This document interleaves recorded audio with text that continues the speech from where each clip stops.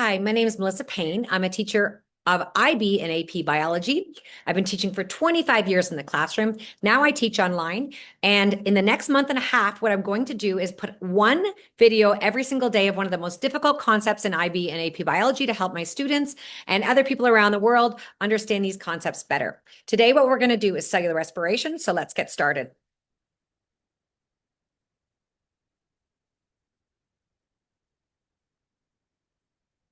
So cellular respiration, you've probably seen this formula before, but it's the process of taking glucose and oxygen, breathing out carbon dioxide, water, and making this most important molecule called ATP. ATP is the energy of our cells. It's what activates our brain. It's what does sodium potassium pump. It's what allows us to move. And it's the primary energy source for all of our cells inside of the body. So we need to make a lot of it. This is what glucose looks like. And in order for us to actually use glucose, what we actually need to do is actually break apart all of these bonds so that we can release that energy. That process is done by cellular respiration. We have to do it very, very slow because if we do it fast, it literally would catch on fire. So we do this in a slow process starting in the cytoplasm called glycolysis. So you see a cell right here. And you see cytosol, or also known as cytoplasm. It doesn't really matter. This is where the first level of cellular respiration takes place. And then we see our mitochondria. I'm sure you've seen 100 times the mitochondria is the powerhouse of the cell. And that it is. And so let's learn how the powerhouse of the cell actually works. Okay, that cytosol is everywhere and it's all around the mitochondria. So what we're going to do is I'm going to get you to draw this very, very, very simple diagram. And what that's going to do is it's going to make the structures very simplified so that we can know the structure, the location, and the function of each one of the steps of the cellular respiration process.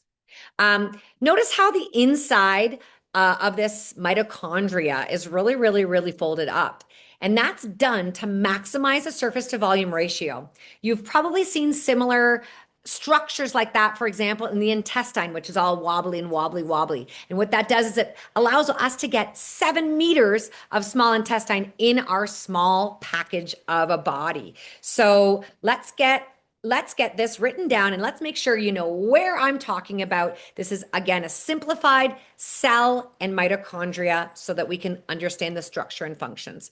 So the first structure is the cytosol. That's that space all around the cell.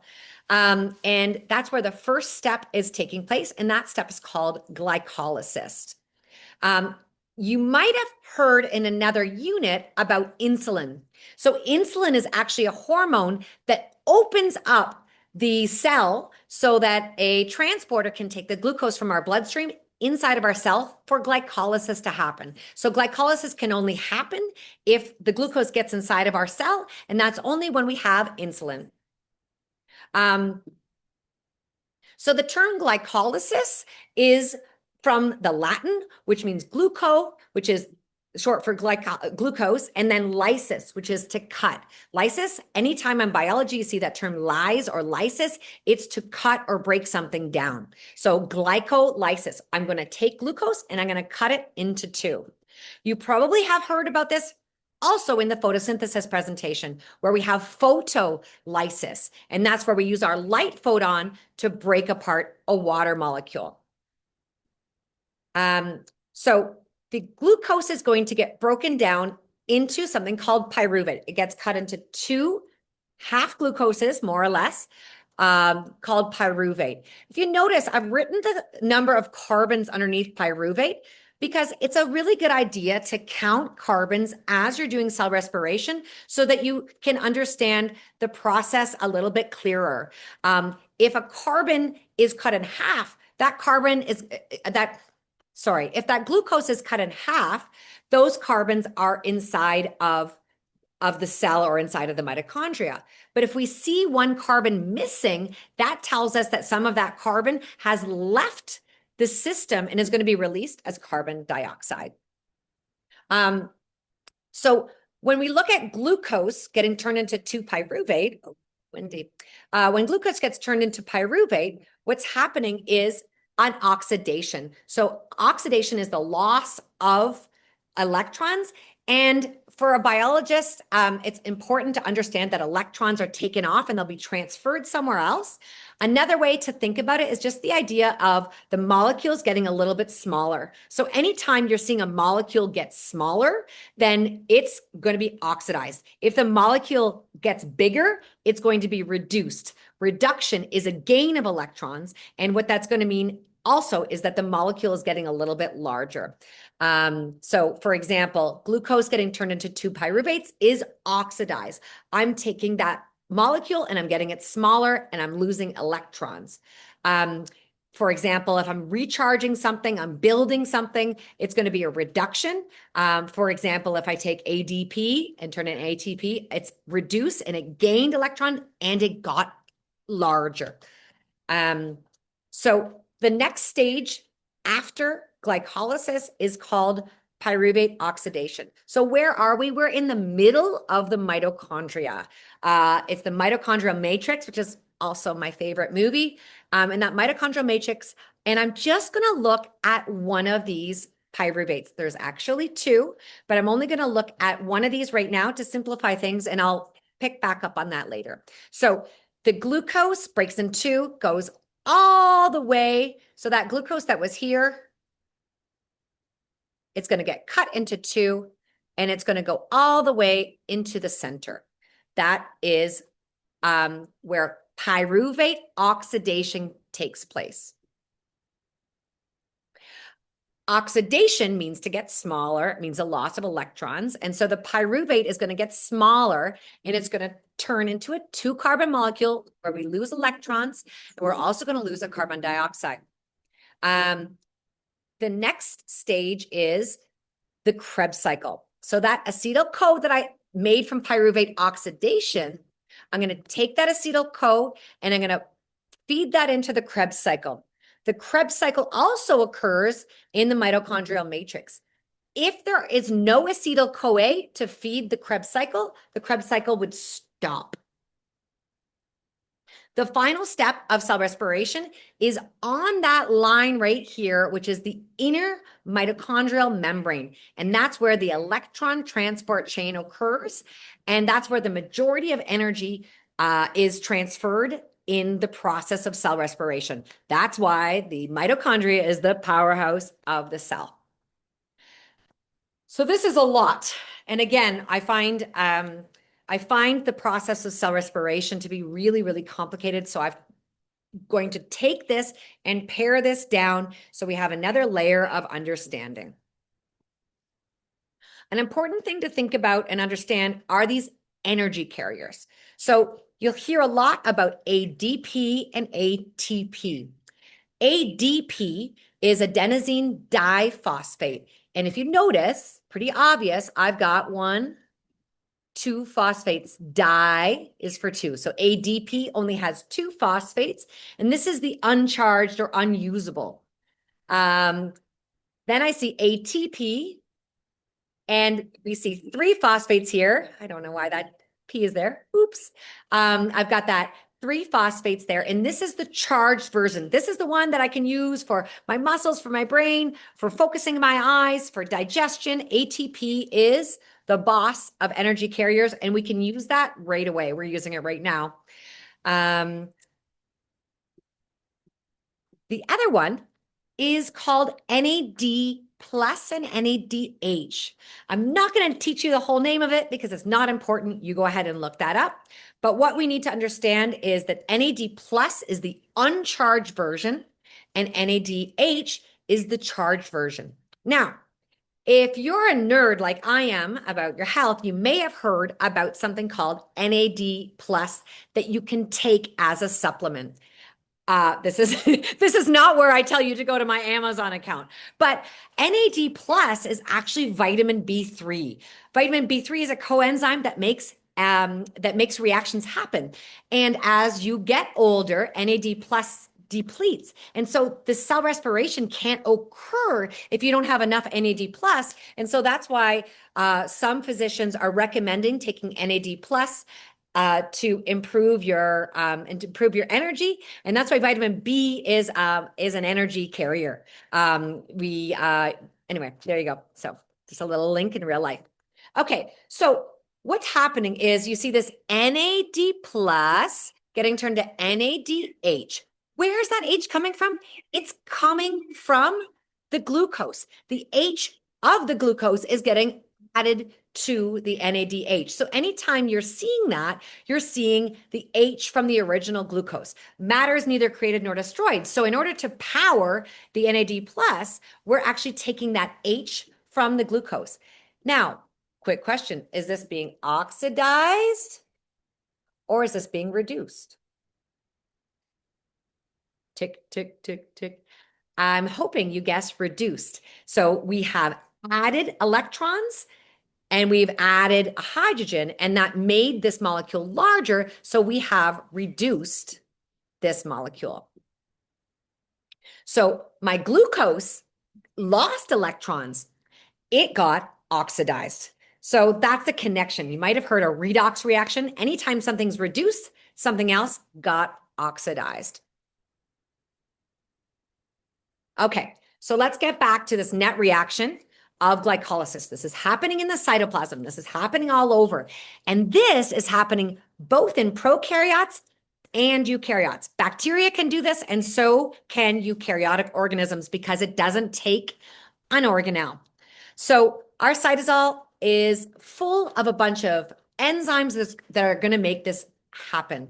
That glucose, like I said before, it's going to go through this process of glycolysis, which is going to break that glucose into two pyruvates, and it's going to make 2 ATPs and 2 NADHs. That's the net reaction. Net reaction means the final products, but there's also an energy investment stage at the beginning of glycolysis. So at the beginning of glycolysis, we first have to start with an energy investment. And like the way I always think of it is like, if I had, for example, let's see, I've got this. This right here has gravitational energy. And that gravitational energy, it's potential energy, but it will never be released unless I start that up. So I'm going to start that up and now I've released some gravitational energy and I think some sound as well. Well, for glycolysis, our energy investment is the ATP. So we're going to invest that ATP, and the ATP is going to be used or uncharged. But one of the things that I always wonder, what does that mean? Well, what it actually means to become ADP is that phosphate here literally got stuck to that glucose. This phosphate here got stuck to this glucose. That changed the glucose into what's called a fructose 1 biphosphate. Now, does that matter? Not really, but I imagine it sort of like adding these 2 huge molecules. So if I stand up, I'm pretty like secure. I'm pretty secure. But if I was to take a couple of chairs, pretending these are phosphates, I would be a little bit unbalanced. And that's basically what the phosphate does. By having the carbons attached to the phosphate, it weakens the internal bonds. So the internal bonds here get weakened, and that's what allows it to break down and split into those 2 pyruvates. The phosphate actually weakens the internal bonds of that original glucose, and that will allow it to help it to break down into those 2 phosphates. Sorry, to those 2 pyruvates. Okay, so we had that glucose 6 carbon sugar, and technically what happened is we had those phosphates actually got attached to that carbon. That was again, you don't have to memorize this for IB or AP, but just conceptually gets attached to that. That's going to weaken those internal bonds. And it's then going to allow for the energy payoff phase. So here is the energy payoff. So the energy payoff phase. So we invested And now we're going to pay off the energy. And we're going to make 2 NADH and 4 ATPs. So when we talk about net reaction, -2, we have -2 ATP, -2 ATP, and then we have +4 ATP. And so what that means is we have net 2 ATP. Okay, that's glycolysis done. That's all the stages of glycolysis you need for either the IB or the AP. Okay, so then we're going to go into the mitochondria.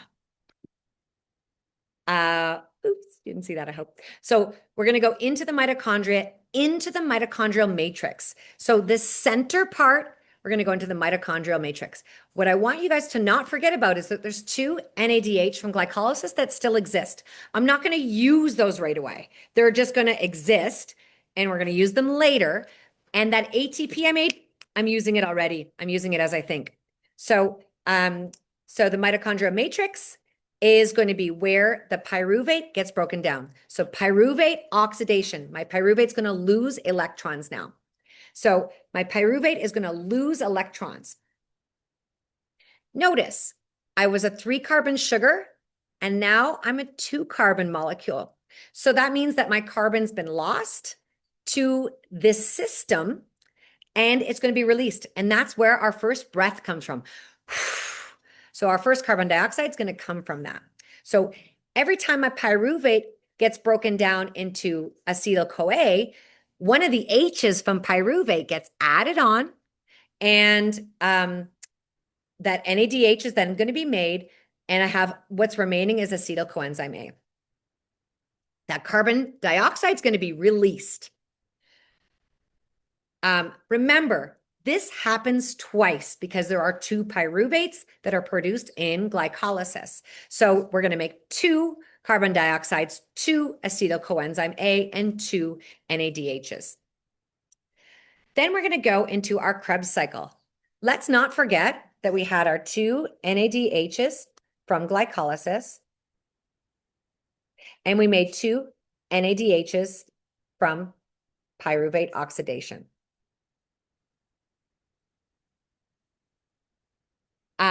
That acetyl-CoA is going to go and it's going to bind with the remaining molecule inside the Krebs cycle in order for it to power. If there is no acetyl-CoA, there's not going to be any Krebs cycle. So if there's no new pyruvates entering the system, no pyruvate oxidation, there will be no Krebs cycle. It needs to constantly be fed acetyl-CoAs in order for it to work.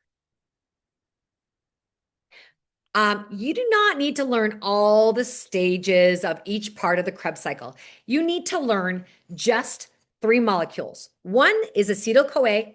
That's a 2-carbon molecule. And I just made a mistake. Shoot. Oops.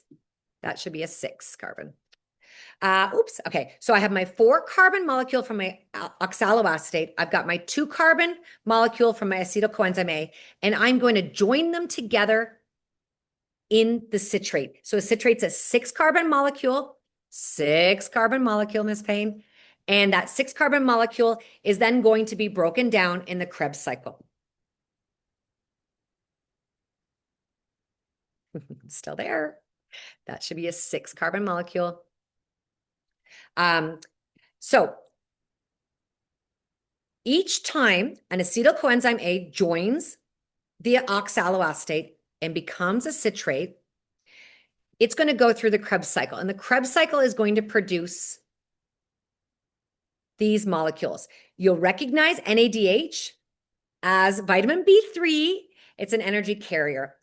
FADH is another one. We don't go into any detail of that in either of the syllabi, but it's actually vitamin B2 and carbon dioxide. That's produced from each acetyl-CoA, as well as 1 ATP. Now, we need to remember that this cycle is going to occur twice because we had 2 pyruvate, which became 2 acetyl coenzyme A.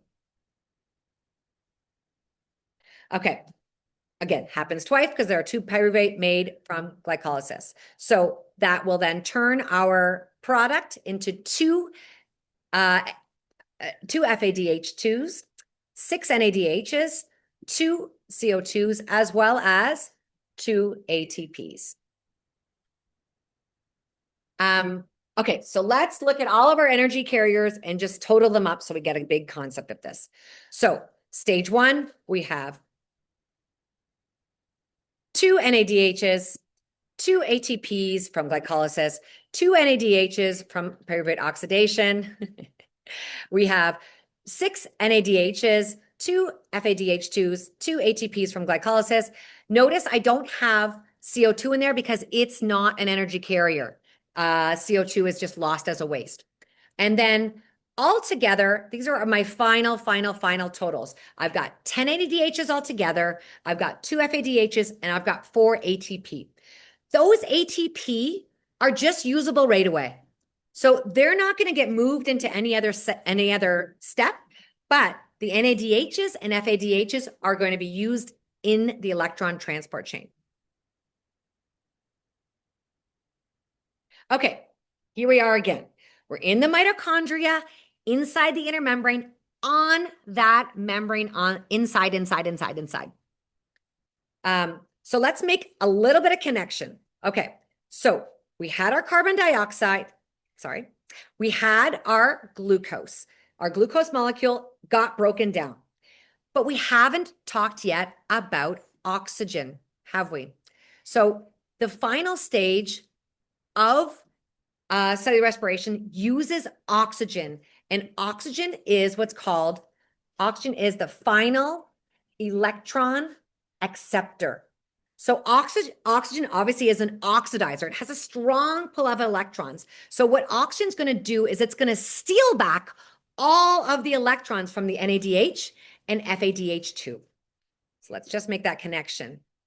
So that sugar that we eat, that oxygen we breathe, that's all connected, and all of the reason for us to eat and all of the reason for us to breathe is so that cell respiration can happen and the electron transport chain will function.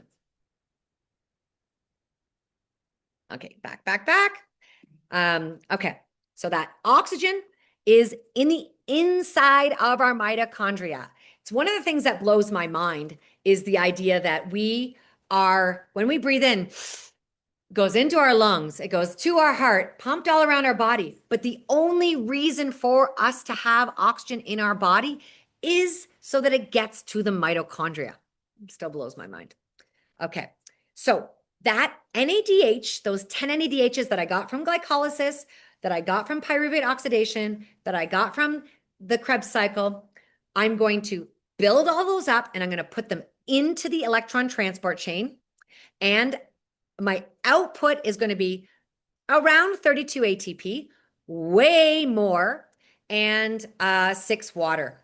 So this process is called oxidative phosphorylation. And what that means is that I'm using the power of oxygen. I'm going to use the power of oxygen to make that ATP, to phosphorylate that ATP. So my oxygen is going to be necessary. There's going to be that 6 oxygen. And that's going to be necessary to accept those electrons coming from the hydrogens. And I will turn that then into water. That's why oxygen is way more powerful at producing ATP. The other types of phosphorylation were called substrate, where you actually literally use the original glucose to make energy. This is using the power of oxygen. Okay, so when the electron carriers are oxidized, they get broken down. They lose the hydrogen and they lose the electron. So that NADH that we made is then going to be broken down in the electron transport chain. And here's where it happens. So when I keep on drawing these lines, because I think many people don't understand the structure and the function. So when I'm looking at this line, meow, meow, meow, meow, meow, meow, meow, meow, meow, when I'm looking at that line right there, what I'm actually looking at is actually this. So that line right there is actually that that membrane, that bilayer. You must recognize from this bilayer this shape like this, right? We're seeing that shape. That shape you should recognize from another unit, and that's called a phospholipid. That's what's making that membrane structure.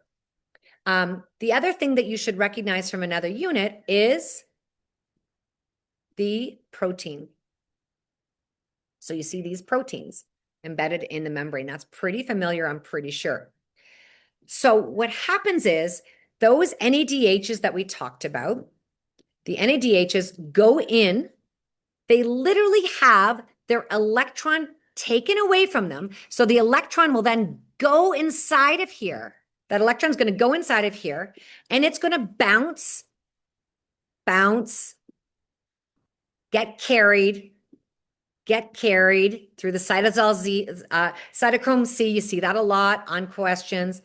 Bounce here, and eventually that electron will bond with the oxygen to make our water. So the electron from the NADH getting broken down is going to go through the electron transport chain to produce water. So the electrons, so the electrons from the NADH and the FADH2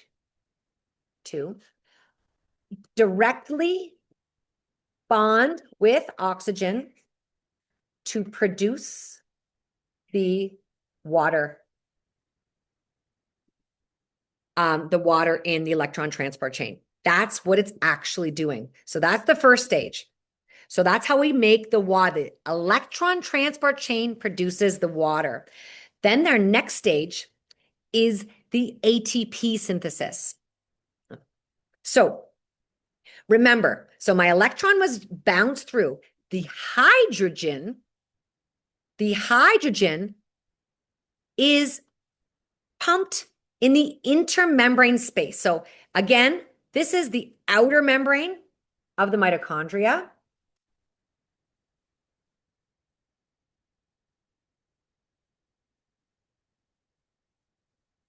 And this is the inner membrane of the mitochondria. And the hydrogen, let's just go back one slide. Whoops. The hydrogen right here came from my NADHs. Oops. So the hydrogen that came from my NADHs is then going to get pushed through this enzyme. Looking at this word, you see the word ASE on the end. That should remind you that it's an enzyme. And this is an ATP synthase, which means it's the enzyme that makes ATP. So when the hydrogens flow through, they flow through and make ATP. Okay, here is it all together. So we see NADH, FADH2 going through here. They're pumping the hydrogens to the intermembrane space.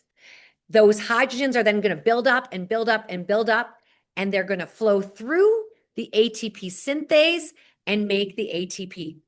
That's the end of cellular respiration. I've got a visual that I really like, and I'm just going to share that with you, just if this is a little bit difficult to imagine. Okay, so here we have the NADH right here.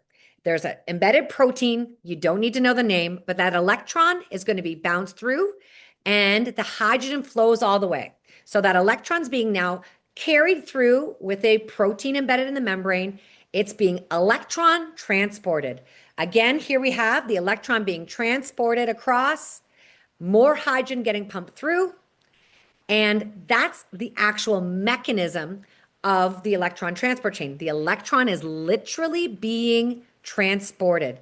That cytochrome is taking an electron right there and transporting it over to the next protein in the inner membrane. Now we've got a whole bunch of a whole bunch of electrons built up here. That electron is going to take the oxygen and the hydrogens. It's going to fuse those together, and the oxygen that we breathe in is then going to become water. That's the process of producing the water. Then we'll see the ATP synthase over here. All of those hydrogens are going to be built up. They're going to go through that enzyme called ATP synthase. It's called a motor enzyme because it actually physically moves, and that will turn the ADP into ATP. So it's going to add that third phosphate on, and that's where your ATP comes from. Okay. That was a lot, right? That was a lot.